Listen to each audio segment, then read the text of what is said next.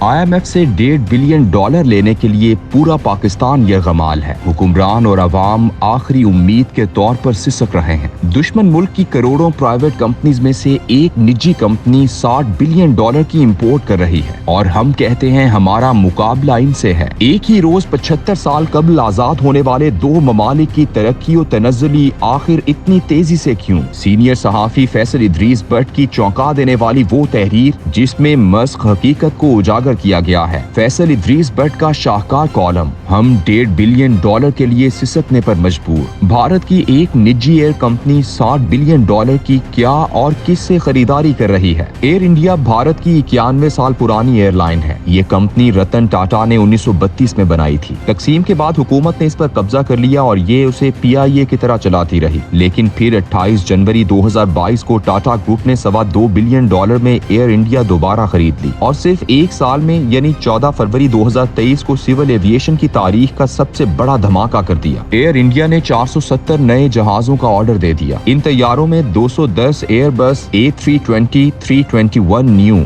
190 Boeing 733 max, 40 Airbus A350S, 20 Boeing 787S और 10 Boeing 9-777S शामिल हैं। ये एविएशन इंडस्ट्री की आज तक की सबसे बड़ी डील है। इसकी मालियत $60 बिलियन है और ये उस मुल्क में हो रहा है जो 1990 की दिहाई तक पाकिस्तान की तरक्की को हैरत से देखता था। फिर जमहूरियत आ गई। आप ये खबर पढ़ने के बाद एक लम्हे के लिए रुकिए और सोचिए आज इंडिया कहाँ चला गया और हम कहाँ आ गए हैं। हम $1.5 बिलियन के लिए IMF के सामने एड़ियां रगड़ रहे हैं, जबकि भारत में एक कंपनी $60 बिलियन की डील कर रही है और अमरीकी सदर जो बाइडन, फ्रेंच सदर इमैनुअल मैक्रोन और बरतानवी वज़ीर-ए-आज़म ऋषि सुनाक भारतीय वज़ीर-ए-आज़म नरेंद्र मोदी को मुबारकबाद पेश कर रहे हैं। भारत इस डील के साथ साथ दुबई और दोहा स्टैंडर्ड के 80 नए एयरपोर्ट्स भी बना रहा है, जिसके बाद इंडिया एशिया में सिविल एविएशन का सबसे बड़ा मरकज बन जाएगा। ये चीन को भी पीछे छोड़ देगा। एयर इंडिया से सालाना 7 करोड़ मुसाफिर दुनिया जहां की सैर करेंगे। सोचिए अगर हमारी मुसल्लह अफवाज और दुनिया की बेहतरीन इंटेलिजेंस एजेंसीज का साथ खुदा न खास्ता ना हो तो भारत हमें कैसे अपने मजमूम अज़ाइम का शिकार बना ले। फैसल इदरीस बट अपने बोलते कॉलम में अपने नाजरीन, सामीन और सबसे पूछना चाहते हैं कि आप दूसरी बार रुकिए और सोचिए क्या हम आज एयर इंडिया को PIA के साथ कंपेयर कर सकते हैं? अगला सवाल, भारत और हम में क्या फर्क है? क्या ये सच नहीं है हमारी जबान, खानों, लिबास, कल्चर और रहन सहन में भी कोई फर्क नहीं? गर्मी, सर्दी, गर्दो गुबार, रवैये, नफरत और मार धाड़ भी एक जैसी है और हम मसाले भी एक जैसे इस्तेमाल करते हैं, लेकिन वो आगे दौड़ रहे हैं और हम पीछे रेंग रहे हैं। आखिर क्यों? और तीसरा सवाल, क्या इस मुल्क में कोई शख्स कौमी जवाल की वजूहात पर गौर कर रहा है माँ सिवाय अफवाज पाकिस्तान के? और क्या हम रुक कर, ठहर कर और सांस लेकर अपनी गलतियों का एतराफ कर रहे हैं? इसका सीधा साधा जवाब है हरगिज नहीं। फैसल इदरीस बट का कहना है कि जब हमें अपनी गलतियों का इदराक सिरे से है ही नहीं तो ढिठाई, बेगैरती के अलावा और क्या कहूँ। हम अगर आज भी सोच रहे होते तो शायद जवाल की चट्टान से फिसलने का ये सिलसिला रुक जाता, लेकिन जब कौमों की मत मारी जाती है तो फिर उन्हें धूप में पड़ी हकीकतें भी दिखाई नहीं देती और बस्ती की गहराइयों से भी सब अच्छा का राग अलापने में मसरूफ रहती हैं।